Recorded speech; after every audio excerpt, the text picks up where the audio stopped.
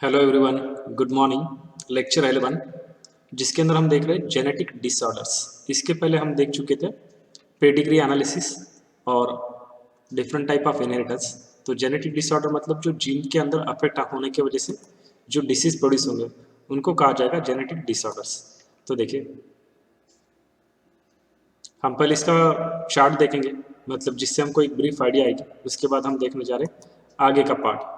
तो देखिए, यहाँ पर देख रहे हैं हम जेनेटिक डिसऑर्डर्स, जो कि मेनली टू टाइप्स के। One is Mendelian disorder and another is chromosomal disorder. आपको पर इसके लिए इसमें डिफरेंस पता होना चाहिए। देखिए, डिसीज किसको बोलते हैं, डिसऑर्डर किसको बोलते हैं, और सिंड्रोम किसको कहा जाता है, ये पता होना चाहिए आपको। डिसीज किसको बोलते हैं हम? Disease is the normal any disturbance produce in the normal functioning of body, उसको कहा जाएगा डिसीज। नॉर्मल जो फंक्शनिंग होता है, जैसे हम 20 टाइम ब्रीदिंग करते हैं, 72 बीट्स प्रोड्यूस हो रहे हैं, 16 टू 20 टाइम जो नॉर्मल ब्रीदिंग रेट है। सर्कुलेशन में देख रहे हैं हम 5000 ml means approximately 5 litre on an average human being में जो ब्लड होता है वो सर्कुलेट हो रहा है। तो ये नॉर्मल फंक्शन अगर डिस्टर्ब होते हैं तो उसको डिसीज कहा जाएगा। डिसऑर्डर मतलब जिसको कहा जाता है विकार, समथिंग डिस्कम्फर्ट। और सिंड्रोम को कहा जाएगा ग्रुप ऑफ सिम्टम। तो देखिए, मेंडेलियन डिसऑर्डर में क्या क्या आएगा? Haemophilia, colour blindness, thalassaemia, cystic fibrosis, PKU, और उसके बाद सिकल सेल एनीमिया और क्रोमोसोमल डिसऑर्डर जिसमें क्रोमोसोम पर अफेक्ट हो रहा है, तो उससे होगा Down syndrome, Klinefelter syndrome, Turner syndrome, और आगे हम देखेंगे। तो देखिए, यहाँ पर और एक बार फ्लो चार्ट दिखाया मैंने, जो आपको इजी टू मेमोराइज होगा, आपको मेमोराइज करने के लिए इजी जाएगा। तो इस तरह से रिवाइज कर लीजिएगा। Chromosomal disorder, Mendelian disorder. Chromosomal disorder में हम टू टाइप के डिसऑर्डर देखेंगे, ऑटोसोमल, उसके बाद सेक्स क्रोमोसोमल अबनॉर्मलिटीज। ये ऑटोसोमल में भी हम देखेंगे ईदर डोमिनेंट और रिसेसिव, और सेक्स क्रोमोसोमल में हम देखेंगे एक्स लिंक्ड और वाई लिंक्ड। तो इसके एग्जाम्पल है नीचे। और मेंडेलियन डिसऑर्डर जो होते हैं जीन म्यूटेशन की वजह से in autosome and gene mutation in the sex chromosome, और एग्जाम्पल दिए नीचे। तो ये भी चार्ट आप याद रख सकते हैं, जिसके अंदर और ज़्यादा इजी जाएगा। देखिए, यानी कि मायोटोनिक डिस्ट्रॉफी जो है, जो मसल के डिसऑर्डर, वो है डोमिनेंट। और कैसा रहेगा? ऑटोसोमल। तो ऑटोसोमल कौन से और एक्स लिंक्ड कौन से, मतलब सेक्स लिंक्ड, तो वो पता होना चाहिए। सेक्स लिंक्ड में ये मेनली टू आएंगे, हीमोफीलिया, कलर ब्लाइंडनेस, और बाकी जो जितने भी डिसऑर्डर दिख रहे हैं आपको यहाँ पर, वो सब दिखाई दे रहे हैं आपको यहाँ पर ऑटोसोमल। तो ऑटोसोमल और ये क्या होता है, ये मैंने बोला। देखिए, ये ऊपर के दोनों हो गए सेक्स क्रोमोसोमल, और ये जो रिमेनिंग जितने भी दिखाई दे रहे हैं आपको, ये है ऑटोसोमल, ऑल आर ऑटोसोमल। इस ऑटोसोमल में ओनली वन ये डोमिनेंट, बाकी के चारों है रिसेसिव। तो ये याद रखिए, इसके लिए मैंने ये चार्ट ऐड किया है। देखिए, तो अब हम वन बाय वन देखेंगे Mendelian disorders. Which are the Mendelian disorder? तो these are the disorder caused by the alteration or mutation in the single base pair. अब ये डीएनए जो दिखाई दे रहा है यहाँ पर, हमको पता है बेस पेयर रहेंगे ए, जी, सी, टी, सो ऑन, ये नाइट्रोजन बेस है। तो अगर इनके अंदर अल्टरेशन हो रहा है, मतलब एक पर्टिकुलर बेस पेयर अगर सब्सटीट्यूट हो रहा है, ऐड हो रहा है, डिलीट हो रहा है, तो वो हमने देखा है कैसा हो रहा है लेक्चर 9 में। तो अगर ऐसा हो रहा है तो उससे डिसऑर्डर हो गया, like haemophilia, colour blindness, sickle cell anaemia, PKU, so on. तो ये जो डिसऑर्डर होते हैं इसको हम इंडिकेट करते हैं bye means of pedigree analysis, या उसको कहा जाएगा जीनोलॉजी। तो ये पेडिग्री एनालिसिस ये हमारा हो चुका है लेक्चर 9 में, तो उसके लिए आप एक बार ये चार्ट देख लीजिएगा। इसके लिए मैंने आपको ट्रिक बोली है जिससे आपको ईजी जाएगा, नहीं तो इसके ऊपर बहुत सारे कन्फ्यूजन क्रिएट होता है। तो उसके लिए आप मेरा प्रीवियस लेक्चर देख लीजिएगा, जो लेक्चर 10 है। तो उसके अंदर मैंने पेडिग्री एनालिसिस एक्सप्लेन किया विथ ट्रिक्स। तो अब देखिए, इसके अंदर सबसे पहले देख रहे हैं हम हीमोफीलिया। अब हीमोफीलिया ये जो डिसीज है, ये क्यों होगा, किस टाइप का? इसके अंदर देखिए, सबसे पहले हमको दिखाई दे रहा है यहाँ पर हीमोफीलिया। हीमो का मीनिंग होता है हीम, हीम मतलब आयरन। तो हीमोफीलिया जो डिसीज है, इसको कहा जाएगा रॉयल डिसीज या रॉयल डिसऑर्डर। क्यों इसको रॉयल डिसीज कहा जाता है? क्योंकि ये जो डिसीज था, ये सबसे पहले देखा गया जो क्वीन विक्टोरिया थी, she was heterozygous for this disease, और उनके जो डिसेंडेंट थे उनके अंदर ये डिसीज पाया गया। तो अब इस डिसीज में क्या क्या होता है ये याद रखिए। इस डिसीज को कहा जाता है रॉयल डिसीज। इंक चेंज कर लेता हूँ मैं यहाँ पर। Royal disease. तो देखिए, this disease also called as royal disease, haemophilia, royal disease. क्यों रॉयल डिसीज? तो अभी मैंने आपको बोला था कि जो इंग्लैंड की क्वीन है, queen Victoria, she was heterozygous, उनको डिसीज नहीं था, पर being she was heterozygous she is in career stage. Career stage मतलब जो डिसीज आगे ट्रांसफर कर सकता है, पर उसके अंदर उस डिसऑर्डर के सिम्टम नहीं दिखेंगे। तो इसकी जो पेडिग्री एनालिसिस बोली थी इस हीमोफीलिया की, आगे मैं दिखाऊंगा आपको। तो इसकी जो पेडिग्री एनालिसिस थी वो बताई थी हाल्डेन ने। Pedigree analysis was discussed bye Haldane. Haldane, यहाँ पर इनका नाम याद रखने का है। तो ये जो हीमोफीलिया, इसको और एक नाम है, इसको ब्लीडर डिसीज भी कहते हैं। ब्लीडर डिसीज, ब्लीडर, क्योंकि जो ब्लड एक बार निकलता है तो इनके अंदर कोआगुलेट होना बहुत मुश्किल जाता है, तो इसलिए इसको कहा जाएगा ब्लीडर डिसीज। तो ये याद रखने का, this also called as bleeder disease. और ये डिसीज क्यों हो रहा है? इस डिसीज का अगर हम कॉज बोलेंगे तो ये क्या है? This is N sex linked recessive disease, sex linked recessive disease. तो ये ऐसा रहेगा। अब देखिए इसके अंदर जो इंडिविजुअल्स है, इनके अंदर क्या होगा कि single protein that is part of cascade. Cascade मतलब देखिए, जो हमको कभी भी अगर मार लगता है तो ब्लड वहां से निकलना स्टार्ट होता है, या वुंड हो गई, कुछ हो गई, तो ब्लड निकलना स्टार्ट होता है। तो जो ब्लड निकल रहा है एक पर्टिकुलर टाइम के बाद वो क्लॉट होता है। तो क्लॉट होने के लिए नियर अबाउट 12 फैक्टर लगते हैं, वो कैस्केड इफेक्ट, मतलब सब जनों मिलकर एक इफेक्ट से क्या करते हैं, उस ब्लड को क्लॉट करेंगे, सो दैट ज़्यादा ब्लड का वॉल्यूम बाहर नहीं जाना चाहिए और अंदर कोई कुछ डिसफंक्शन नहीं होना चाहिए। पर ये जो ह्यूमन बींग रहते हैं, जो जिनको हीमोफीलिया हो चुका है, उनके अंदर ये फैक्टर काम नहीं करेंगे। तो क्या होता है, इनके अंदर single protein that is a part of cascade, protein involve in the clotting of blood is affected, and due to this an affected individual the clotting of blood is affected। तो मेनली इसके अंदर यही हो रहा है, blood clotting जो है वो अफेक्ट होगा, क्योंकि जो प्रोटीन कैस्केड इफेक्ट में काम को आने वाले protein in cascade effect, cascade effect of blood clotting, blood clotting, blood clotting के लिए जो प्रोटीन लग रहे हैं उनके अंदर ही अफेक्ट होता है, वो वर्क नहीं करते प्रॉपरली। तो इसके अंदर देखो मेनली हीमोफीलिया में अगर देखा जाए दो टाइप के हीमोफीलिया है। इसके अंदर टाइप्स अगर बोलूँ मैं तो वो one is haemophilia A and other is haemophilia B. यहाँ पर मैंने शॉर्ट पर लिखा है, पर समझ जाइए, हीमोफीलिया ए और हीमोफीलिया बी। अगर इनमें देखा जाए तो haemophilia A 80% of the individual में दिखता है पॉपुलेशन में, और ये जो हीमोफीलिया बी रिमेनिंग जो 20% ऑफ द पॉपुलेशन है उसके अंदर दिखता है। हीमोफीलिया ए होने का रीज़न क्या है? तो इसके अंदर क्या होता है, फैक्टर नंबर 8 एब्सेंट होता है। Factor number 8 it is absent, यहाँ पर ये एब्सेंट है।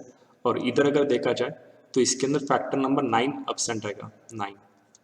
दिस फैक्टर, कौन सा फैक्टर? जो ब्लड क्लॉटिंग के लिए रिस्पॉन्सिबल है, तो ये फैक्टर एब्सेंट रहेगा हीमोफीलिया बी में, जिसको पीटीसी कहा जाता है। आगे बोलता हूँ मैं और।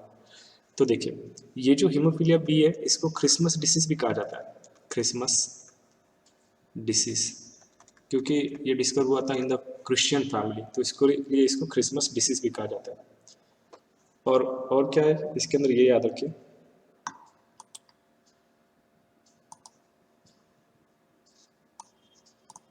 यहाँ पर और बोलता हूँ इनके जीनोटाइप कैसे रहेंगे, मतलब नॉर्मल कौन सा है, अब नॉर्मल कौन सा है, और डिसीज कौन सा है।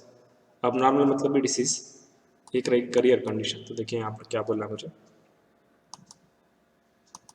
देखिए अगर मेल में अगर हम देख रहे हैं, in case of male, in male, male में अगर देखा जाए, अगर मेल में हमको पता है एक्स और वाई क्रोमोसोम है, अगर इसके अंदर मैं ऐसे जीनोटाइप दिखा रहा हूँ कैपिटल एच, तो ऐसे मेल को कहा जाता है नॉर्मल मेल। ये जीनोटाइप याद रखिए, दिस इज नॉर्मल मेल। और अगर मैं ऐसे दिखा रहा हूँ एक्स वाई, ये मेल का जीनोटाइप है, पर यहाँ पर अगर मैं ऐसे एच इंडिकेट कर रहा हूँ तो ये क्या करता है, ये डिसीज कंडीशन दिखाता है। This is disease condition. क्यों डिसीज कंडीशन? क्योंकि मेल के अंदर एक्स क्रोमोसोम तो ओनली वन है, तो इसके ऊपर अगर जीन आए तो वाई क्रोमोसोम सपोर्ट नहीं करता है, तो ये जीन अपना वर्क करेगा और डिसीज इम्पार्ट करेगा, तो ये। और what about in case of female, अगर फीमेल के अंदर अगर देखेंगे हम, इन केस ऑफ फीमेल, अगर यहाँ पर देखा जाए एक्स और फीमेल में हमको पता है क्रोमोसोम क्या रहता है, XXH। तो ये क्या हो गया, होमोजाइगस, होमोजाइगस कंडीशन में दिख रहा है, तो ये रहेगा नॉर्मल।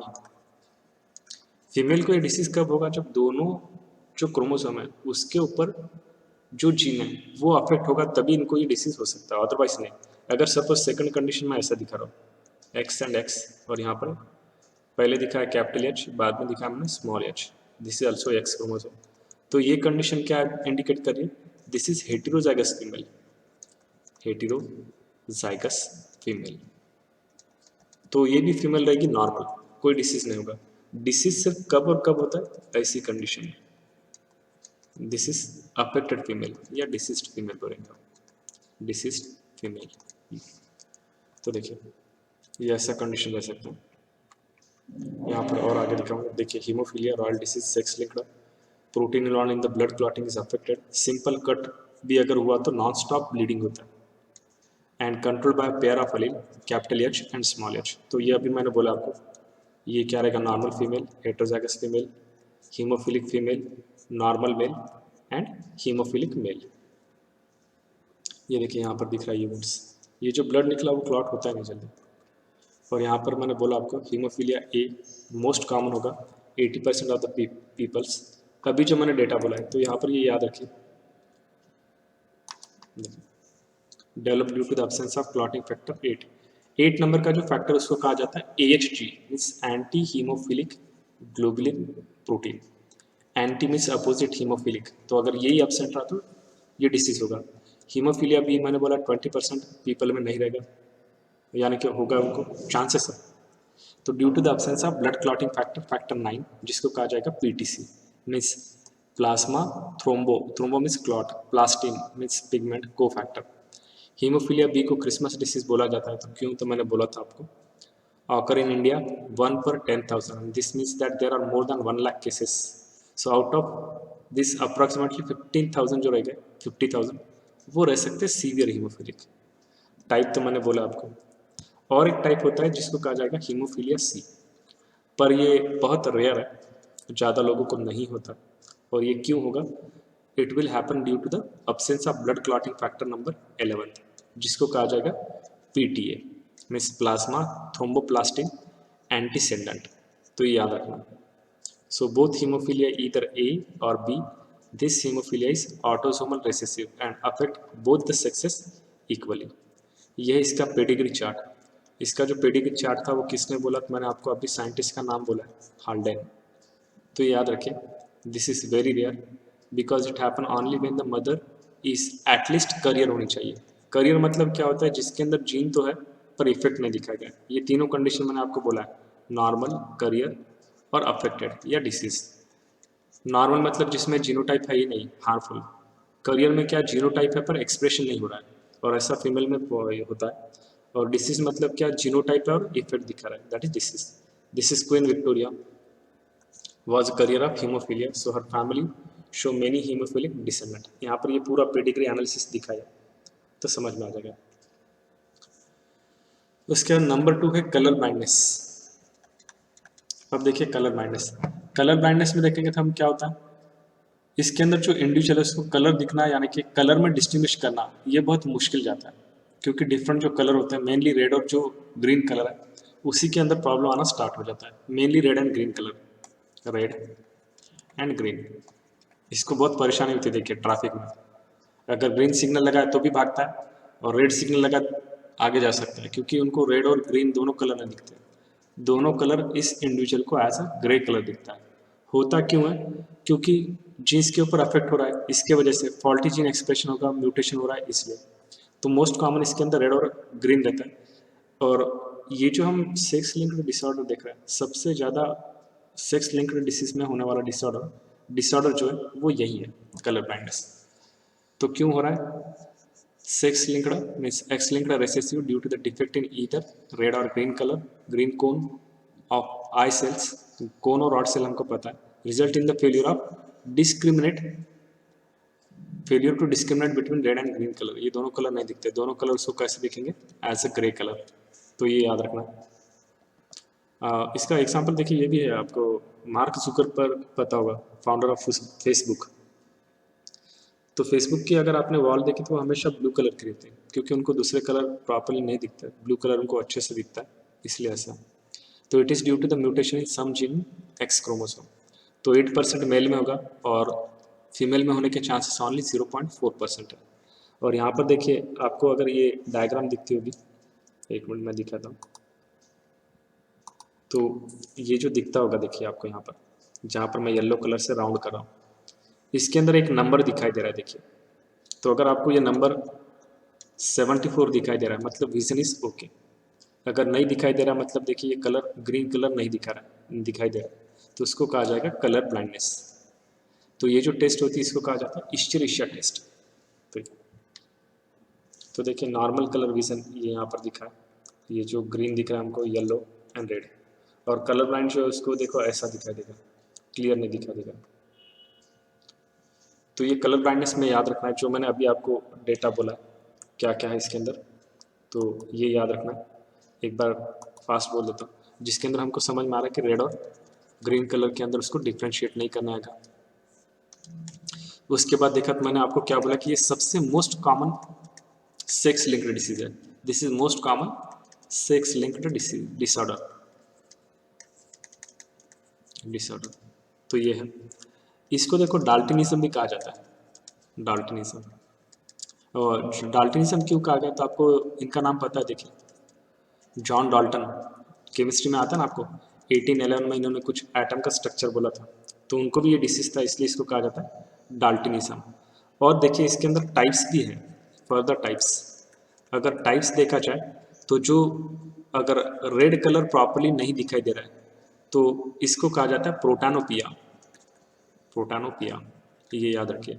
और अगर ग्रीन कलर में डिफ्रेंशिएशन नहीं हो रहा है, दिखाई नहीं दे रहा है, तो उसको कहा जाएगा ड्यूटेरानोपिया, ड्यूटेरानोपिया। और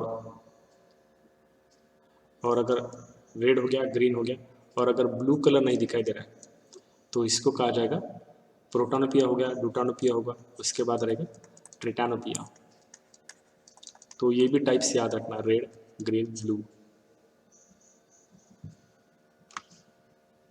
तो ये अगर देखा जाएगा ये डिसीज, तो नियर अबाउट यूरोप में देखा तो 8% ऑफ द मेल को ये डिसीज होता है यूरोप में। और वही रेशियो अगर इंडिया में देखें तो हम इंडिया में ये रेशियो दिखता है हमको near about 3.6%। In India this ratio is found to be 3.6%। तो ये याद रखना है।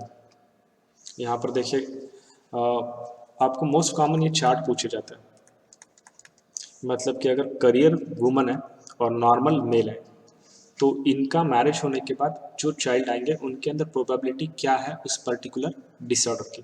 तो यहाँ पर देखिए दिस इज करियर। करियर मतलब हमको पता है कि हम कैसा दिखाएंगे, ये करियर है तो हम ऐसा दिखाएंगे। नॉर्मल मेल मतलब इसके अंदर कुछ भी नहीं है, तो इसके गैमेट फॉर्मेशन ये हम दिखा सकते हैं ऐसे, और इसके गैमेट दिस एंड दिस। तो क्रॉस कर लेना इसका, क्रॉस करने के बाद हमको क्या मिलेगा, normal female, career female, normal male and colour blind mail. इनका बोलने का मीनिंग है कि देखिए ये क्रिस क्रॉस इनहेरिटेंस भी दिखाता है। क्रिस क्रॉस इनहेरिटेंस मैं आपको पहले एक बार बोल चुका हूँ। अगर फादर है कोई, मतलब ये फादर है, ये इनकी डॉटर है, ये डॉटर, येलो कलर से दिखाऊंगा, देखिए यहाँ पर और एक मैंने चाइल्ड निकाला। सपोज ये है ग्रैंडफादर और ये है ग्रैंडसन।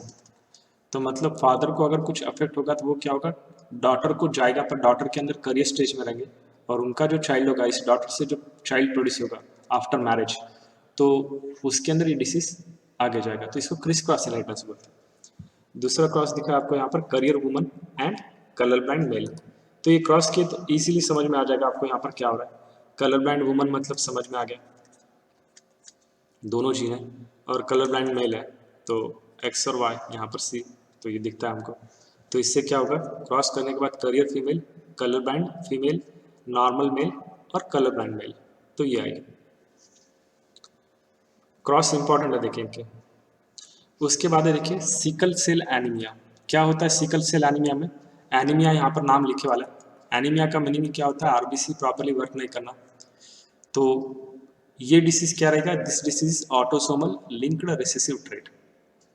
क्या होता है नॉर्मली देखो हमारे जो आरबीसी वो रहते हैं बायकॉन्केव और फ्लो होता रहता है। तो हमको पता है इनका साइज छोटा होता है और ऑक्सीजन ये कैरी करेंगे, O2 कैरी करते हैं। पर क्या होता है इस डिसीज के अंदर, जीन के अंदर म्यूटेशन होने की वजह से, फॉल्टी जीन आने की वजह से जो हीमोग्लोबिन की चेन होगी वो प्रॉपरली फॉर्म नहीं होगी। क्या रीज़न रहेगा यहाँ पर देखो, दिख रहा है चार्ट में, यहाँ पर दिखाऊंगा पहले। ये देखिए, ये है हमारा नॉर्मल हीमोग्लोबिन यहाँ पर जो दिखाई दे रहा है, और ये है सिकल सेल। सिकल मतलब क्या बोलते हैं, ऐसा शेप होता है उसका, सिकल, ये ऐसा। वो ग्रास कट करने के लिए यूज़ करते हैं, उसको मराठी में विड़ा बोलते हैं, तो उससे कट करते हैं। तो नॉर्मल हमारा जो हीमोग्लोबिन होगा तो उसके अंदर ये ऐसी चेन होती है, ये जो दिखाई दे रही है। तो इसके अंदर क्या होता है, 6 नंबर की पोजीशन पे जहाँ पे ग्लूटामिक एसिड है, वहाँ पर सब्स्टिट्यूट होकर वहाँ पर क्या होता है, वैलिन आ जाएगा। This defect is caused by the substitution. Substitution का मीनिंग क्या होता है, चेंज होना। तो सब्स्टिट्यूशन होगा ग्लूटामिक एसिड का at 6th position of beta globin chain of haemoglobin. तो ये ग्लूटामिक एसिड की जगह कौन आ जाएगा, वैलिन। तो इसकी वजह से क्या होगा, जो नॉर्मल आरबीसी आना चाहिए वो नहीं आएंगे, यहाँ पर हो जाएगा उनका शेप अलग। तो मतलब क्या बोल रहा हूँ मैं यहाँ पर, क्या क्या याद रखना है इसके अंदर देखिए, sickle cell anaemia this is an autosomal linked trait that can be transmitted from person to offspring when both the partners are carrier for the gene or heterozygous. This disease is controlled by single pair of allele. Single pair of allele मतलब ये, इधर दिखाता हूँ, देखिए क्या क्या हो रहा है। तो यहाँ पर बोला मैंने आपको कि डिसीज कैसा है, this is autosomal linked recessive, autosomal linked recessive, linked recessive. तो इसके अंदर क्या होगा, फादर ट्रांसफर होगा from parents to the offspring when both partners are carrier for the gene, दोनों अगर करियर रहेंगे। तो this disease controlled by single pair of allele. ये पता है सिंगल पेयर ऑफ अलील मतलब haemoglobin A and haemoglobin S, ये ऐसा रहेगा, एच बी ए और एच बी एस। अब देखिए ये तो नॉर्मल है, जब ये ऐसी कंडीशन में आता है तभी ये हार्मफुल होता है ऐसा। तो देखिए it will show the disease phenotype, this is disease phenotype, ये रहेगा डिसीज फिनोटाइप, फिनोटाइप। तो याद रखेगा individual appear frequently unaffected and they are the carrier for the disease. तो 50% प्रोबेबिलिटी होगी transmission of mutant gene to the progeny, जिसके अंदर ये है। तो याद रखने का। अब देखिए इसके चार्ट में ही देखे तो और आगे का याद रह जाएगा। ये देखिए आगे दिखाऊंगा और एक चार्ट, ये चार्ट देखिए, इससे इसी याद है। ये है नॉर्मल हीमोग्लोबिन जी, ये है डीएनए टेम्पलेट, ये है इसके नाइट्रोजन बेस। तो अब इसका ट्रांसक्रिप्शन होगा। ट्रांसक्रिप्शन मतलब क्या, ये जो डीएनए का नाइट्रोजन बेस है, डीएनए से जब एमआरएनए प्रोड्यूस होता है उसको कहा जाता है ट्रांसक्रिप्शन। तो सी को पेयर होगा जी, टी को पेयर होगा ए और सी को पेयर होगा जी। अब इसका जब ट्रांसलेशन होगा तो 6 नंबर पे ग्लूटामिक एसिड आएगा जो कि नॉर्मल है। ये किसकी चेन है, this is the beta chain of haemoglobin. तो फर्स्ट रहेगा valine, histidine, leucine, थ्यूरिन, proline, glutamic acid, glutamic acid. तो ये जो 6 नंबर पे जहाँ पे ये अमाइनो एसिड है ग्लूटामिक एसिड, म्यूटेशन होने के बाद क्या होगा कि ये यहाँ पर ये जो जीन्स है, मतलब यहाँ पर ये जो नॉर्मल इसकी कोडिंग होनी थी, जहाँ पर सी टी सी आना था, तो टी की जगह यहाँ पर क्या आ गया, ए। यहाँ पर क्या हो गया, इंस्टेड ऑफ टी हियर सी के, ये हो गया किसके वजह से, ड्यू टू म्यूटेशन। तो म्यूटेशन होने की वजह से अब क्या होगा, यहाँ पर एक बेस पेयर सब्सटीट्यूट होगा, ए की जगह यहाँ पर यू आया, मतलब पेयर होगा यहाँ पर ए पेयर विथ यू। तो इसकी वजह से क्या होगा, जो 6 नंबर पे ग्लूटामिक एसिड को आना चाहिए था वहाँ पर आ गया वैलिन। तो अगर ये नॉर्मल होता तो आरबीसी का शेप होता बाइकॉनकेव। अब यहाँ पर ये सब्सटीट्यूशन होने की वजह से शेप कैसा हो गया, सिकल सेल। तो ये रीज़न है, तो ये याद रखिएगा। तो portion of 13 chain of haemoglobin, ये याद रखेगा, अमाइनो एसिड कंपोजिशन, तो ये याद रखेगा। तो प्रॉपरली ऑक्सीजन कैरी कर नहीं पाएगा। पर इसके अंदर होता क्या है, इसके अंदर मलेरिया का पेशेंट रेजिस्टेंट रहता है इस केस में। तो याद रखिए the mutant haemoglobin molecule undergo polymerisation under low oxygen tension and causing the change in the shape of RBC to form biconcave disc to a elongated sickle cell like structure। तो ये याद रखने का यहाँ पर, मतलब मलेरिया नहीं होता वो सिकल सेल वाला को। ये देखिए नेक्स्ट, दिस इज ये बोला mutant haemoglobin undergo polymerisation under a low oxygen tension causing the change in the shape of RBC to form biconcave disc like elongated structure। यहाँ पर दिख रहा है, देखिए ये नॉर्मल हीमोग्लोबिन, नॉर्मल सेल का हीमोग्लोबिन है, और इधर देखें तो ये सिकल सेल, तो यहाँ पर ही दिखाई दे रहा है। मतलब ये जो सिकल सेल है तो ये क्लम्प होकर कोआगुलेट होकर ब्लड का जो नॉर्मल फ्लो उसको भी वो अफेक्ट कर सकता है, तो ये याद रखिए। अब देखिए उसके बाद है पीकेयू। पीकेयू किसको बोलेंगे हम? पीकेयू जो दिख रहा है हमको वो मेटाबॉलिक डिसऑर्डर। तो अब अगर इस डिसऑर्डर में देखें तो देखो क्या होता है, this is Mendelian disorder PKU, phenyl ketonuria बोलेंगे इसको। अब इसके अंदर क्या होता है देखिए, तो this is N inborn error of metabolism. Metabolism properly नहीं हो रहा है। अगर मेटाबॉलिज्म प्रॉपरली नहीं हुआ तो उसका अफेक्ट हार्मफुल दिखेगा, क्योंकि मेटाबॉलिज्म बहुत इंपॉर्टेंट है। तो इससे हमको समझ में आता है, यहाँ पर देखिए पीकेयू फिनिल कीटोन्यूरिया। अब ये होता क्यों है, यहाँ पर इंक चेंज करूंगा सो दैट आपको क्लियरली दिखाई दे सके। देखिए पीकेयू, तो पीकेयू क्यों हो रहा है? This is caused due to the recessive autosomal disorder. ये याद रखना यहाँ पर क्यों हो रहा है, ये रेसेसिव ऑटोसोमल डिसऑर्डर, इसके वजह से। तो अब इसके अंदर क्या होगा, और रेसेसिव ऑटोसोमल डिसऑर्डर मतलब कहाँ पर ये अफेक्ट करता है, क्रोमोसोम नंबर 12 जो है वहाँ के जीन प्रॉपर्ली फंक्शन नहीं कर रहे, इसके वजह से ही होता है। तो इसके अंदर क्या होगा, it is related to phenyl alanine metabolism. अब क्या होता है देखिए, यहाँ पर बोलता हूँ,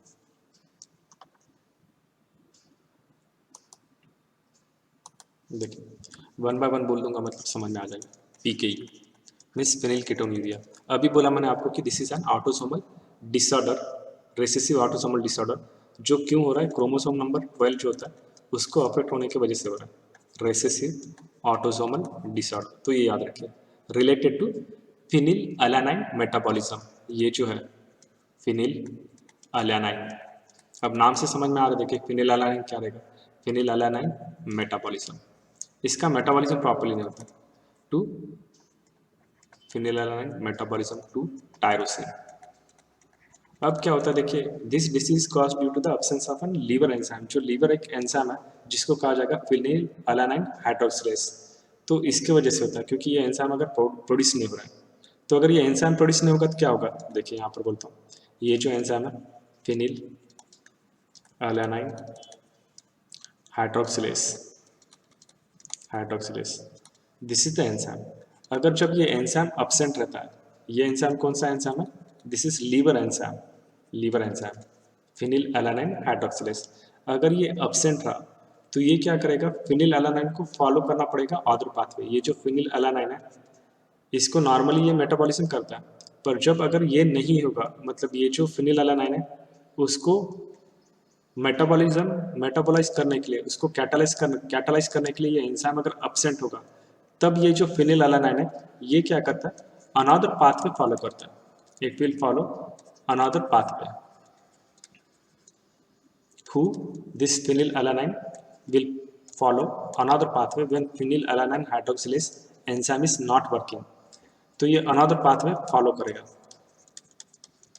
अब इसने अनदर पाथवे फॉलो किया तो क्या होता है, ये जो उससे प्रोड्यूस होगा, ये जो फिनिलएलानाइन है तो उससे एक अलग ही प्रोडक्ट तैयार होगा जो कि हार्मफुल रहेगा। तो इससे क्या प्रोड्यूस होगा, फिनिल पायरुविक एसिड, जो कि यूजफुल नहीं। देखिए नॉर्मली क्या होना था, ये जो फिनिल अलानाइन है इसको इस फिनिल अलानाइन हाइड्रोक्सिलेज ने मेटाबोलाइज करना था टायरोसिन में नॉर्मली, पर ये एब्सेंट है। इसके वजह से क्या होगा, ये जो फिनिल अलानाइन है अनदर पाथवे फॉलो करेगा और जिसके वजह से प्रोड्यूस होगा फिनिल पायरुविक एसिड। और ये जो फिनिल पायरुविक एसिड है ये क्या हो सकता है, इट विल एक्यूमुलेट। ये कहाँ पर एक्यूमुलेट होगा, जॉइंट में एक्यूमुलेट हो सकता है, जिसकी वजह से अर्थराइटिस होगा। अर्थराइटिस मतलब पेन इन जॉइंट, या ये हिट कर सकता है ब्रेन के अंदर। ये जो फिनिल पायरुविक एसिड है ये ब्रेन को अफेक्ट कर सकता है, क्योंकि ब्रेन के अंदर जब ये एक्यूमुलेट होगा तो इससे मेंटल रिटार्डेशन हो सकता है। तो ब्रेन में जब एक्यूमुलेट होगा तो इससे होगा मेंटल रिटार्डेशन, मेंटल रिटार्डेशन। ये जब मेंटल रिटार्डेशन होता है तभी इसको ये एक टर्म यूज करता है, फिनिल पायरुविक ईडीओसी। ये टर्म यूज़ करते हैं। और इसका किडनी में बहुत कम एब्सॉर्प्शन होता है, इसलिए क्या होता है किडनी से मतलब थ्रू यूरिन से बाहर जाएगा, क्योंकि these are also excreted through kidney, because poor absorption, these are excreted through urine बोलेंगे हम, मतलब मीनिंग एक ही होता है थ्रू किडनी के अंदर इसका पुअर एब्सॉर्प्शन होगा।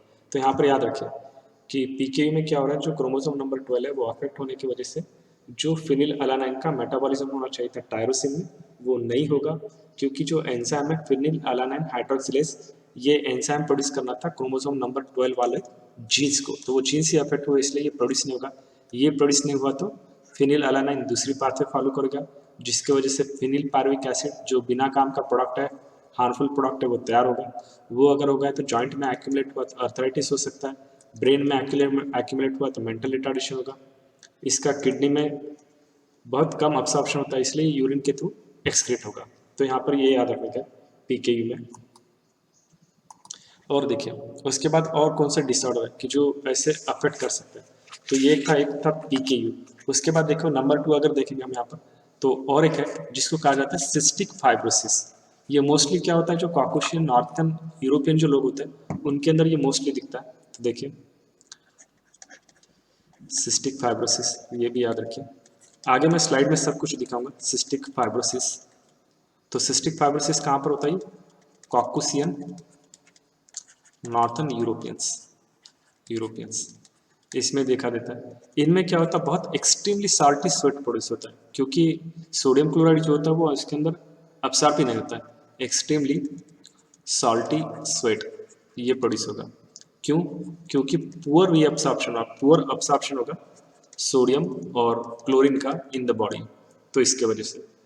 और ये क्यों होता है, देखिए सिस्टिक फाइब्रोसिस, क्योंकि क्रोमोसोम नंबर 7 जो होता है वो अफेक्ट होने की वजह से होगा ये सिस्टिक फाइब्रोसिस।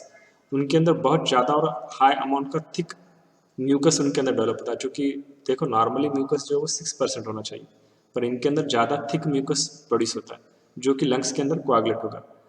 तो क्या बोलेंगे हम यहाँ पर, इनके अंदर होगा thick mucus develop, thick mucus. और ये जो थिक म्यूकस है ये क्या होता है, पैनक्रियास लंग्स इसके अंदर वो एक्यूमुलेट होगा, जिसकी वजह से वहाँ पर सिस्ट फॉर्मेशन होगा। सिस्ट म्हणजे पुटी, मतलब वुंड होने के बाद स्वेलिंग होता ना, तो वैसा वहाँ पर सिस्ट फॉर्मेशन होगा। कहाँ पर, इन पैनक्रियास। तो ये होता है, तो ये याद रखने का है सिस्टिक फाइब्रोसिस में। उसके बाद देखिए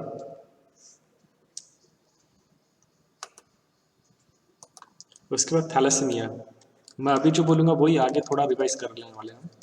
थैलेसीमिया,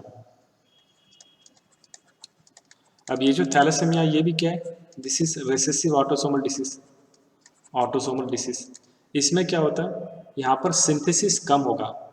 किसका सिंथेसिस कम होगा, अल्फा और बीटा चेन जो है तो उनका सिंथेसिस कम होता है, जो हीमोग्लोबिन फॉर्मेशन में बहुत इंपॉर्टेंट है। Alpha and beta polypeptides of haemoglobin. और बीटा थैलेसीमिया जो होता है ये मेजर प्रॉब्लम देखिए, beta thalassaemia as compare to alpha thalassaemia, क्योंकि इसके अंदर जो इंडिविजुअल होता है वो बहुत जल्दी उनकी डेथ होती है, मतलब they will die young before the age of 10 years. तो ये ऐसा देखिए थैलेसीमिया। तो ये याद रखना है, क्योंकि ये जो जेनेटिक डिसऑर्डर होते हैं तो ये ऐसे रहता है, यानी कि इनके इफेक्ट बहुत हार्मफुल रहता है। उसके बाद और एक देखिए जिसको बोला जाता है हंटिंगटन डिसीज। ये देखिए और एक है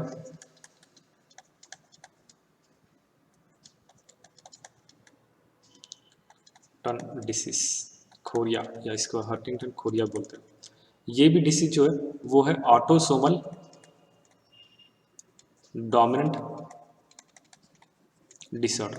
this is autosomal dominant disorder. अब इसके अंदर क्या होता है, the genes which is responsible for this disorder they are present on the 4th chromosome. ये 4th क्रोमोसोम पे जो डिसऑर्डर है, जो जीन्स है, उसके वजह से ये हो रहा है। इस डिसीज में क्या होता है, तो ग्रेजुअल डिग्रेडेशन होगा ब्रेन टिश्यू का, और मिडिल एज में होता है ये, तो कॉन्सिक्वेंटली ब्रेन का श्रिंकेज होगा। तो इसके अंदर क्या हो रहा है, ग्रेजुअल मतलब स्लोली, ग्रेजुअल डिग्रेडेशन, जो डिग्रेडेशन होता है ब्रेन सेल का, और कहाँ पर हो रहा है, मिडिल एज में।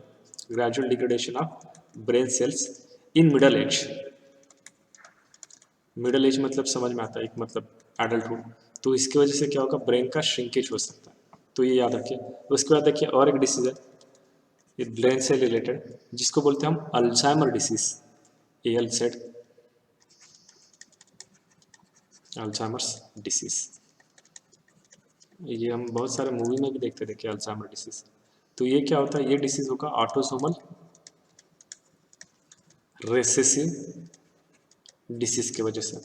तो इसके अंदर क्या होता है, मेंटल रिटार्डेशन होगी, लॉस ऑफ मेमोरी होता है, कन्फ्यूजन होता है, एंग्जाइटी होती है, और अल्टीमेटली जो फंक्शनल कैपेसिटीज है उस पर्टिकुलर पर्सन के, वो पूरी तरह से अफेक्ट होता है। तो ये डिसीज क्यों होता है, क्योंकि इसके अंदर डिपोजिशन होता है बीटा अमीलॉइड का। ये एक शॉर्ट प्रोटीन है ब्रेन के अंदर, जो क्या कर सकता है कि डिग्रेडेशन ऑफ न्यूरॉन करेगा। This is a protein which can cause which will result in the degradation of brain cell, degradation of brain cell, beta amyloid. ये प्रोटीन को याद रखना, इस प्रोटीन की वजह से उसके अंदर डिग्रेडेशन होगा। और इसके अंदर दो डिफेक्टिव जीन रहते हैं जिसकी वजह से ये हो रहा है। तो chromosome number 19 and chromosome number 21, तो ये जो क्रोमोसोम है इनके ऊपर डिफेक्टिव जीन आने की वजह से इस डिसीज में ये प्रोटीन प्रोड्यूस होगा बीटा अमीलॉइड, जो ब्रेन टिश्यू में एक्यूमुलेट अगर हुआ तो वो ब्रेन को अफेक्ट करेगा। और ये डिसीज कॉमन भी होता है डाउन सिंड्रोम में। उसके बाद और क्या देखिए, मायोटोनिक डिस्ट्रॉफी। मायोटोनिक डिस्ट्रॉफी, ये जो डिसीज देख रहे हैं ये है ऑटोसोमल डोमिनेंट डिसऑर्डर। इसको ये बोलेंगे हम dominant dominant autosomal, this is dominant autosomal mutant gene, जो कि लॉन्ग आर्म ऑफ 19 क्रोमोसोम पर आएगा, 19 नंबर के क्रोमोसोम पे। तो इसके अंदर क्या होता है, माइल्ड मायोटोनिया होता है। मायो मतलब मसल, टोनिया मतलब वहाँ पर पेन होना स्टार्ट होता है, प्रेशर डेवलप होता है, अट्रॉपी होगी, वीकनेस होगा मस्कुलाचर में, मतलब ब्रेन, ये बोलो ब्रेन जो मसल्स है, मसल्स के अंदर हमेशा पेन रहता है और वो प्रॉपरली वर्क नहीं करता। फेस के, स्पेशली फेस के ये जो एक्सट्रीमिटीज है, लॉन्ग बोन, तो इनको ये अफेक्ट करेगा। तो ये है अल्जाइमर डिसीज। तो ये भी पता होना चाहिए इसके अंदर क्या हो रहा है। तो देखिए उसके बाद और एक है जो बोल लेता हूँ मैं आपको, तो इजी जाएगा। उसके बाद हम स्लाइड देखेंगे। और एक है देखिए, डिफिशियंसी ऑफ G6PD। अब ये क्या होता है, इसका मीनिंग क्या हो रहा है, ग्लूकोज 6 फॉस्फेटेस, 6 फॉस्फेटेस ये एंजाइम है, 6 phosphatase, phosphatase, phosphatase TAS, phosphatase dehydrogenase, dehydrogenase. तो ये जो एंजाइम है देखिए, ये एंजाइम प्रेजेंट होता है आरबीसी ऑफ, ये एंजाइम कहाँ पर रहेगा, RBC, in the RBC for minor glycolysis.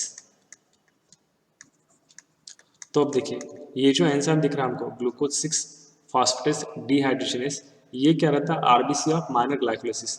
तो अगर ये एंजाइम अगर एब्सेंट है, तो ये क्यों होता है, ये सेक्स लिंक्ड रेसेसिव ट्रेट की वजह से होता है। तो ये एंजाइम अगर एब्सेंट होगा इसके वजह से, तो ये जो पर्सन रहेगा इसके अंदर अफेक्ट होने स्टार्ट हो गया। तो ये पर्सन के अंदर deficient, the person which are deficient with this enzyme, they can not have the plasmodium in their RBC and hence they can not be suffer from malaria. But if such a person are given anti malarial drug, अगर इनको anti malarial drug दिया जाएगा, the RBC being fragile, RBC हमको पता है फ्रैजिल का मतलब क्या होता है, नाजुक। अगर आरबीसी अगर हमको पता है वो फ्रैजिल है, तो वो कैप्चर करेंगे इसको और सीवियर एनीमिया होता है, इससे पर्सन की डेथ भी हो सकती है। तो percentage of G6PD deficient person is more in south Africa, south Africa में ज़्यादा दिखता है, तो वो मलेरिया प्रोन एरिया है, उनके अंदर क्या होगा, ये एंजाइम अब्सेंट रहता है। और अब्सेंट रहने का रीज़न क्या है, तो मैंने बोला ये सेक्स लिंक्ड रेसेसिव ट्रेट, इसकी वजह से। तो person deficient with this enzyme can not have the plasmodium in their RBC and hence they can not be suffer from the malaria. तो ऐसे पर्सन को एंटी मलेरियल ड्रग दी तो फिर मुश्किल है। देखिए ये PKU जो मैंने अभी आपको बोला, थैलासेमिया, PKU भी देख लीजिएगा, ये अभी जो बोला ये फिनिल पायरुविक एसिड, इसके एक्यूमुलेशन से होगा, एक्यूमुलेट इन द ब्रेन, जिसकी वजह से मेंटल रिटार्डेशन होगा, और ये यूरिन से बाहर पास होगा क्योंकि उसका किडनी में अब्सॉर्प्शन नहीं होता है। इस इंडिविजुअल को देखिए, इसके फेस से समझ में आ रहा कि इसका इनकमिंग आउटगोइंग बंद है, मतलब मेंटली रिटार्ड है, क्योंकि माउथ से सलावा निकलता है, इनके प्यूपिल्स डायलेट दिख रहे हैं, फेस के सरफेस से समझ में आ रहा है। साइड में एक क्रॉस भी देखना है। थैलेसीमिया मैंने बोला ये autosomal linked recessive blood disorder रहेगा। क्यों हो रहा है? तो म्यूटेशन होगा, अल्फा और बीटा ग्लोबिन जो चेन है वो अफेक्ट करेंगे। ये भी याद रखिए, thalassaemia is a quantitative problem, synthesis of few molecules, and sickle cell anaemia is quantitative problem. Qualitative और क्वांटिटेटिव दोनों भी याद रखना है। Alpha thalassemia means production of alpha globin chain is affected, which is controlled by two closely linked HBA and HBA2 on the chromosome number 16। ये सब याद रखना है। देखिए कौन से क्रोमोसोम पे कहाँ पे फॉल्ट आ रहा है जिसकी वजह से ये होगा। तो म्यूटेशन और डिलीशन ऑफ वन और more of 4 genes causes this disease. इनका बहुत और ज़्यादा मुश्किल होता है। देखिए इनके अंदर पूरा ब्लड ही वापस ट्रांसफ्यूज करना पड़ता है, और इनकी भी एज कुछ ज़्यादा नहीं रहती, मतलब ज़्यादा देर तक सर्वाइव नहीं कर सकते। The more genes are affected the less alpha globin molecule will be produced. तो ये सब है। ये बीटा थैलेसीमिया ये मैंने बोला था, ये मोर कॉमन है, controlled by the genes present on the HBB। B मतलब वो बीटा हो रहा है। Chromosome number 11 of each parent and mutation of one or both genes can cause this disease. और ये मेंडेलियन डिसऑर्डर याद रखिए, अल्कानोप्टेरिया, ये होगा due to the deficiency of oxidase enzyme. तो यूरिन ब्लैक कलर की हो सकती है। अल्बिनिज्म, अल्बा का मीनिंग होता है वाइट, क्रोमोसोम नंबर 11 पर फॉल्ट होने की वजह से होता है। ये जो एंजाइम है देखो टायरोसिनेस, ये एंजाइम अगर प्रोड्यूस नहीं हुआ तो टायरोसिन की क्वांटिटी बढ़ेगी। अल्बुमिन प्रोड्यूस नहीं, मेलानिन नहीं प्रोड्यूस होगा। मेलानिन स्किन के अंदर डार्कनेस के लिए रिस्पॉन्सिबल है, वो अगर नहीं होगा तो स्किन हो जाएगी एक्सट्रीमली फेयर, जिसको कहा जाएगा albinism. Then Tay Sachs disease, this is cause due to the absence of this enzyme hexosaminidase B, तो इसकी वजह से। उसके बाद Gaucher disease, chromosome 1 due to the inhibition of glucocerebrosidase, enzyme action which lead to the activation of cerebroside. उसके बाद देखिए other abnormalities due to the autosomal dominant gene mutation. Polydactyly, हाथों में ज़्यादा फिंगर होना, 5 से ज़्यादा। एग्जाम्पल ऋतिक रोशन, पता देखिए, और एक फिंगर एक्स्ट्रा है तो उसको कहा जाता है पॉलीडैक्टिलिटी। ये हैंड में या लेग में कहीं पर भी हो सकता है। उसके बाद ब्रैकीडैक्टिलिटी, ब्रैकी मतलब ब्रांचेस, अब नॉर्मल शॉर्ट फिंगर या टोस आ सकता है तो उसको कहा जाएगा ब्रैकी मतलब ब्रांचेस। उसके बाद देखिए next abnormalities due to the sex linked means X linked recessive gene mutation. इनकी वजह से क्या अफेक्ट होगा? तो ये रहेगा हीमोफीलिया ए, हीमोफीलिया बी, ये देखा हमने। Factor number 8, this is factor number 9, ये कम होगा। रेड ग्रीन कलर ब्लाइंडनेस, डाल्टनिज्म, मैंने अभी बोला है कलर ब्लाइंड जो होता है इसको डाल्टनिज्म बोला है, क्योंकि जो जॉन डाल्टन थे केमिस्ट्री में जिन्होंने स्ट्रक्चर बोला एटम का, उनको ये डिसीज हुआ था, इसलिए ये नाम दिया गया। प्रोटानोपिया, ट्रिटानोपिया, डेटानोपिया, ये मैंने एक्सप्लेन किया अभी, देखिए ये याद रखना है। Muscular dystrophy due to the non synthesis of protein dystrophin and destruction of muscle at an early stage, ये याद रखना है। उसके बाद लेक न्यान सिंड्रोम, इसमें क्या होगा, नर्वस सिस्टम के जो सेल रहेंगे उनको अफेक्ट होगा इसके डिफिशियंसी की वजह से। इसका मीनिंग होता है हाइपोसैंथिन ग्वानाइन फॉस्फोराइबोसिल ट्रांसफरेंस, ये इंसान की वजह से। उसके बाद देखिए क्रोमोसोमल डिसऑर्डर बोला है, मतलब इस क्रोमोसोम को अगर अफेक्ट हो रहा है तो क्या हो रहा है क्रोमोसोम को। पहले हमने क्या देखा, क्रोमोसोम के अंदर जीन जो है बेस पेयर जो है वहाँ पर सब्सटीट्यूशन एडिशन डिलीशन अगर होता है तो क्या होता है। अब देखेंगे क्रोमोसोम में अगर फॉल्ट आ गया तो क्या होगा। तो देखिए chromosomal disorder caused by the absence or excess of abnormal arrangement of one और मोर क्रोमोसोम। तो अनयूप्लॉइडी और पॉलीप्लॉइडी ये क्या होता है मैंने आपको बोला है। EU का मीनिंग होता है ट्रू, प्लॉइडी का मीनिंग क्या होता है, नॉर्मल सेट ऑफ क्रोमोसोम। जैसे ह्यूमन बीइंग के अंदर 46 क्रोमोसोम है, तो इसमें अगर कोई क्रोमोसोम बढ़ता है प्लस और माइनस होता है 1 2 3 कितने भी, मतलब 46 का 47 हो गया सपोज, या 46 का 45 हो गया, तो उसको कहा जाएगा अनयूप्लॉइडी। ये मैंने एक्सप्लेन किया लेक्चर 9 में, आप देख लीजिएगा। फिर पॉलीप्लॉइडी मतलब more than 2 set of chromosome, इसको कहा जाएगा पॉलीप्लॉइडी। तो देखिए अनयूप्लॉइडी ये बोला है loss of chromosome due to the failure of segregation of chromatid during cell division. ये कॉज पक्के से याद रखिए। ये नॉर्मल प्लॉइडी लेवल है 2। तो नलीसोमी क्या है, मोनोसोमी क्या है, ये मैंने बोला है। यहाँ पर क्या हो रहा है, इस कंडीशन को बोलेंगे हम हाइपोपॉलीप्लॉइडी। यहाँ पर क्रोमोसोम नंबर कम हो रहा है। तो मोनोसोमिक मतलब 1, डबल मोनोसोमिक मतलब ये 2 माइनस हो रहा है, ट्राइसोमिक मतलब ये जो कंडीशन है इसको कहा जाएगा हाइपर प्लॉइडी, हाइपर पॉलीप्लॉइडी मतलब जहाँ पे क्रोमोसोम का नंबर बढ़ रहा है। और ये ऐसा क्यों होता है, तो इधर क्रोमोसोम गेन हो सकता है या लूज हो सकता है ड्यू टू द फेल्योर और सेग्रीगेशन ऑफ क्रोमैटिड्स। क्रोमैटिड मतलब हमको समझ में आ रहा है, क्रोमोसोम का जो फंक्शनल पार्ट है उसको कहा जाता है क्रोमैटिड्स। उसके बाद देखिए ये भी मैंने आपको एक्सप्लेन किया लेक्चर 9 में, पर यहाँ पर और एक बार आ रहा है तो और याद रखिए। अनयूप्लॉइडी में नलीसोमी मतलब डिप्लॉइड में से अगर 2 क्रोमोसोम, ये जो क्रोमैटिड्स है ये अगर लॉस हो रहा है तो chromosome pair loss from the diploid cell, तो इससे ये होगा monosome means chromosome is loss from diploid cell. Trisomy मतलब जो डाउन सिंड्रोम में दिखता है, तो एक क्रोमोसोम ऐड हो जाएगा वहाँ पे। टेट्रासोम मतलब 2 क्रोमोसोम ऐड हो जाएंगे। तो रीज़न क्या है ये सब यहाँ पर बताए। तो chromosomal disorder parent species 2n equal to diploid पता है। मियोटिक एरर आने की वजह से क्या हो गया, एक तो क्रोमोसोम बढ़ सकते हैं या कम हो सकता है, पर यहाँ पर पॉलीप्लॉइडी बोला तो यहाँ पर क्रोमोसोम नंबर बढ़ रहा है। Increase in whole set of chromosome, इसको कहा जाएगा पॉलीप्लॉइडी। क्यों हो रहा है, due to the failure of cytokinesis, मतलब करियोकाइनेसिस के बाद साइटोकाइनेसिस मतलब साइटोप्लाज्म का ये नहीं हुआ, यानी कि उसका डिवीजन नहीं हुआ। तो आफ्टर द टेलोफेज स्टेज, तो मतलब वहाँ पर क्रोमोसोम नंबर बढ़ेगा, which is very rare in the human but often seen in the plants. Haploid मतलब हमको समझ में आता है, देखो यहाँ पर single set of chromosome. Diploid मतलब 2 सेट ऑफ क्रोमोसोम। ट्राइप्लॉइड मतलब ट्रिप्लॉइड मतलब समझ में आ जाएगा, और टेट्राप्लॉइड मतलब 4। तो देखिए ये यहाँ पर पहला है डाउन सिंड्रोम, जिसको कहा जाता है मंगोलिज्म। डाउन साइंटिस्ट का नाम था लैंगडन डाउन, जिन्होंने ये डिसीज डिस्कवर किया था, इसलिए इसको कहा गया डाउन सिंड्रोम। सिंड्रोम का मीनिंग मैंने बोला आपको कि ग्रुप ऑफ सिम्टम जो होता है, a group of symptom is called syndrome. So the presence of an additional copy of chromosome. अब देखिए क्रोमोसोम है 1 2 3 4 5 पेयर्स में 23 पेयर, ये लास्ट के जो दोनों है वो है सेक्स क्रोमोसोम, और इनको छोड़कर ये बाकी सब है ऑटोसोम्स। तो ये जो 21 नंबर का जो क्रोमोसोम है, जहाँ पर 2 होने चाहिए थे, तो वहाँ पे एक एक्स्ट्रा आ जाता है। 21st जो क्रोमोसोम है वहाँ पर हो जाएगा ट्राइसोमी, मतलब ऐसा 2n+1 कंडीशन।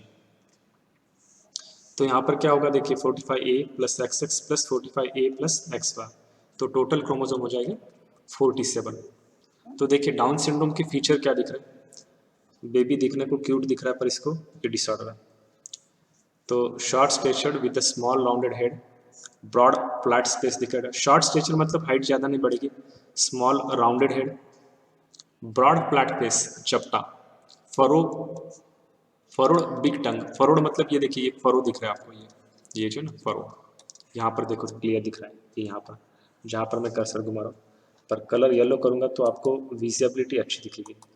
ये देखिए यहाँ पर बता रहा था मैं, दिस वन, ये फरो दिख रहा है, देखिए टंग पर दिख रहा है दिस वन। और पार्शियली ओपन माउथ, ये यहाँ पर दिख रहा है, देखो इसका माउथ पार्शियली ओपन है। देखो जो भी मेंटली रिटार्ड होते हैं उनका माउथ ज़्यादा देर तक क्लोज नहीं आया करके ऐसे देखते हो। तो ऐसा होता है ना, कभी कभी आप टीवी देख रहे हैं, मूवी देख रहे हैं, फुल्ली उसके अंदर एंगेज है, ब्रेन आपका उधर ही वर्क कर रहा है, तो माउथ ओपन रहता है। तो ये जो रहेंगे इनके अंदर ऐसा होता है, इसको मंगोलिज्म भी कहा जाता है, पर इसके ऊपर से कुछ कंट्रोवर्सी क्रिएट होती है, क्योंकि मंगोल के जो पीपल है उनको उनका नाम नहीं देना चाहता इनको। उसके बाद देखिए डाउन सिंड्रोम में और क्या फीचर्स दिखते हैं। ये पहले 3 फीचर्स हो गए हमारे। ब्रॉड पाम दिखेगा with characteristic palm simian crease. तो सीमियन क्रीज मतलब देखिए ये दिख रहा है यहाँ पर simian crease, this is the palm simian crease, red colour से दिखाऊंगा, ये देखिए ये। उसके बाद दिखेंगे many loops on the finger tips, यहाँ पर दिख रहे देखिए ये जो फिंगर्स दिख रहे हैं इसके ऊपर लूप्स ज़्यादा दिखेंगे, ठीक है ऐसे आगे और फिगर में देख सकते हैं। तो रिटार्डेड फिजिकली साइकोमोटर मतलब ब्रेन भी काम नहीं कर रहा, मेंटल डेवलपमेंट है, कंजेनाइटल हार्ट डिसीज होता है, इनके हार्ट में हमेशा प्रॉब्लम होता है। देखिए यहाँ पर दिखेगा आपको आगे, ये फ्लैट फेशियल प्रोफाइल है, फ्लैट ऑक्सीपुट मतलब पीछे वाला, इपिकैंथिक फोल्ड ये यहाँ पर जो दिखता है, ईपी मतलब अपर, कैंथिक फोल्ड मतलब प्रॉपरली ये फोल्ड हुआ नहीं था, अपवर्ड स्लैंटिंग फेस रहेगा, फ्लैट नेसल ब्रिज, यहाँ पर का पोर्शन देखो ज़्यादा फ्लैट, फिंगर कर लगाए तो समझ में आता है, और प्रोट्रूडिंग टंग रहेगी, गैप ज़्यादा होगा between first and second toe, यहाँ पर दिखाई दे रही है हमको सीमियन क्रीज मतलब मार्जिन, तो ये होगा देखिए। और कंजेनाइटल हार्ट डिसीज रहेगा देखिए, ये भी याद रखिए, this is also important characteristic. Congenital heart disease, congenital मतलब क्या होता है, सिंस बर्थ, और बर्थ के बाद जो दूसरे होते हैं उनको कहा जाता है अक्वार्ड।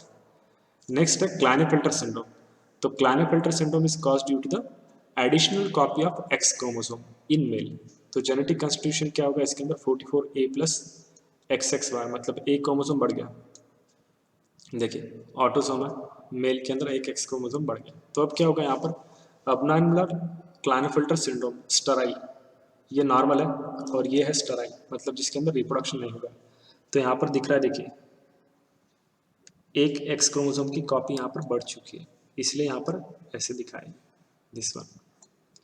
तो देखो इस मेल को देखने के बाद समझ में आ रहा है इसके अंदर ब्रेस्ट एनलार्जमेंट हुआ है, तो इस कंडीशन को बोलेंगे गायनाकोमास्टिया, ये नाम याद रखें, gynecomastia. Next, development of male in the development of female characteristic in the male. Breast जब डेवलप हो रहा है तो उसको कहा जाएगा गायनाकोमास्टिया, गायना मीन्स फीमेल, मास्टिया मैमरी ग्लैंड्स, और अगर फीमेल में मेल के कैरेक्टर आते होंगे तो उस कंडीशन को कहा जाता है विरिलिज्म, और लेस बॉडी हेयर्स रहेंगे, स्पैस हेयर्स। देखिए उसके बाद Turner syndrome, this is due to the absence of one of the X chromosome in the female, तो इसके अंदर क्या होगा 46 में से ये जो 46 क्रोमोसोम है, तो 46 मतलब हमको समझ में आया 44A प्लस XX रहेगा, तो एक एक्स क्रोमोसोम इसके अंदर से डिलीट हो जाता है, मतलब टोटल कितने हो जाएंगे 45, तो मतलब एक क्रोमोसोम डिलीट होगा X, तो मतलब रहेगा X0, क्योंकि एक डिलीट हो गया ना ये, तो रहेगा X0। So this is normal female, this is अब नॉर्मल फीमेल जिसको हो चुका है टर्नर सिंड्रोम, तो कैरेक्टरिस्टिक क्या रहेंगे, short stature, webbed neck, shield chest, under developed breast and widely spaced nipple, दो निपल के बीच में स्पेस ज़्यादा होगा, रूडिमेंट्री ओवरीज मतलब नॉन फंक्शनल ओवरीज रहेंगे, ब्राउन नेवी रहेगा, तो ये भी दिखेगा हमको, यहाँ पर दिखाई दे रहा है देखो जो फॉल्ट है, एक एक्स क्रोमोसोम यहाँ पर नहीं है, तो इसकी वजह से हो रहा है टर्नर सिंड्रोम, किसके अंदर फीमेल के अंदर 45 क्रोमोसोम आएंगे। तो देखिए फीचर क्या दिख रहा है इसके अंदर, sterile ovaries are rudimentary, lack of father secondary sexual character, dark रहेगा, मेंटली रिटार्ड रहेगा, ये कैरेक्टरिस्टिक्स सब याद रखिए, short stature, low hair line, shield shaped thorax, wide space nipples, shorten metacarpal, fourth metacarpal समझ में आता कहाँ पर रहेगा, small finger nail, brown spots, no menstruation मतलब स्टराइल है, रूडिमेंट्री ओवरीज है जो वर्क नहीं करता, एल्बो डिफॉर्मिटीज रहेंगे मतलब फोल्ड हुआ वाला, डिफॉर्म मतलब पूरा नहीं, फोल्ड हुआ वाला, ब्रेस्ट डेवलपमेंट नहीं होगी, constriction of aorta, fold of skin ये ज़्यादा दिखेंगे, कैरेक्टरिस्टिक फैशियल फीचर्स, तो साइड के डायग्राम में भी दिखाई दे रहा है आपको। उसके बाद ये जो मैंने अभी एक्सप्लेन किया है तो वही याद रखिए, autosomal abnormalities, mutation in the body, ये 21st क्रोमोसोम में हो रहा है, और इसके कैरेक्टर क्या है वो दिखाएं, ये सब कैरेक्टर, बट उसके बिसाइड आपको ये याद रखना था इसलिए मैंने ऐड किया, एडवर्ड सिंड्रोम, ट्राइसोमिया 18 क्रोमोसोम, याद रखना देखो ई और 18 का स्पेलिंग ई से स्टार्ट होता है तो याद हो जाता है ये, पटाउ ये होगा ट्राइसोमिया 13 क्रोमोसोम। उसके बाद क्राइडू चैट सिंड्रोम ये हमारा हो चुका था देखिए, जहाँ पे हमने क्या देखा था इंट्रा क्रोमोसोमल अबर्शन, तो deletion due to the deletion on the 5th chromosome, ये याद रखना है, तो इसकी वजह से होगा क्राइडू चैट सिंड्रोम, या जिसको बोलते हैं cat cry syndrome, cat cry syndrome, जिसके अंदर क्या बोला था मैं आपको, ये जो इंडिविजुअल होता है उसके अंदर क्या होता है माइक्रोसिफालिया, छोटा हेड रहेगा और एक पिक्यूलर वॉइस प्रोड्यूस होगा जो रहेगा कैट के जैसा वॉइस आता है, वो म्याऊ ऐसा जो वॉइस आता है ना वो, तो इसलिए इसको कहा जाएगा कैट क्राई सिंड्रोम। उसके बाद क्लाइनेफिल्टर सिंड्रोम मैंने अभी एक्सप्लेन किया, ये पूरा ये पता है, टर्नर सिंड्रोम में 45 हो जाएंगे। तो ये सब क्या है, these are autosomal sex chromosomal disorder. इसके अंदर सुपर मेल याद रखें, जिसको मीटा मेल बोला जाएगा, या जैकब सिंड्रोम होता है, ये क्रिमिनल होता है। लोगों को देखो आइडेंटिफाई करते जाइए, कभी कभी कुछ ह्यूमन बीइंग में जहाँ पर ये ऐसा क्रोमोसोम होता है, एक एक्स्ट्रा कॉपी देखिए वाई क्रोमोसोम की, तो ये ह्यूमन बीइंग ऑलमोस्ट क्राइम करते ही, तो ये ऐसा हो सकता है। उसके बाद देखिए representative of recessive and dominant human trait. तो ये याद रखिए रेसेसिव ट्रेट्स कौन सा है और डोमिनेंट ट्रेट्स कौन से। तो ये सब, ये चार्ट मैंने आपको ऐड किया है सो दैट आप इसको पूरी तरह से रीड कर पाएँ। और एक पॉइंट है जो आपको, वैसे तो इवोल्यूशन में जहाँ पर ह्यूमन इवोल्यूशन जहाँ पर आता है वहाँ पर ये आता है, Hardy Weinberg equation applied to know the distribution of traits. Trait मतलब feature of an individual character, frequency of an autosomal dominant recessive gene distribution in the entire population। ये देखना था, हम ये इक्वेशन यूज करते हैं, ये p प्लस क्यू स्क्वायर वाला, वो आपको था ना इक्वेशन मैथ में, ये a plus B square equal to क्या बोलता है, A square plus 2ab plus B square. तो वैसे ही ये इक्वेशन है देखिए, p का मतलब होता है डोमिनेंट जीन और डोमिनेंट एलील, q का मीनिंग होता है रेसेसिव जीन और रेसेसिव एलील, और p plus Q equal to 1। तो इससे हम फ्रीक्वेंसी निकाल सकते हैं डोमिनेंट ट्रेट की और रेसेसिव ट्रेट की। तो ये इक्वेशन यूज करके हम, क्योंकि जो नेक्स्ट हमारा पार्ट रहेगा उसके अंदर में हम पूरे प्रॉब्लम लेंगे जो मेंडलिज्म के अंदर है, तो आप देखिएगा वो कंटिन्यूसली फर्स्ट से लेकर लास्ट तक सभी लेक्चर देखिएगा, तो आपको थ्योरी अच्छे से समझ में आ जाएगी और ऑलमोस्ट ऑल पॉइंट्स मैंने कवर किए। तो ओके।